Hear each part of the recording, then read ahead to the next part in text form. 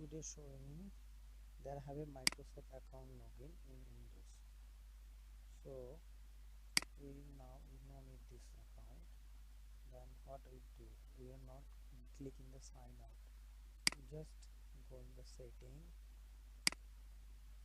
then go in the account, then stop this signing. Now there have a not showing the accounts, you see. Also there have a picture.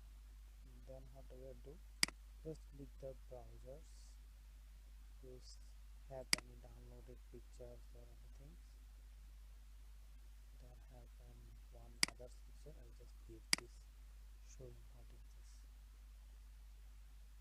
So this one. Now this is not for any Microsoft account.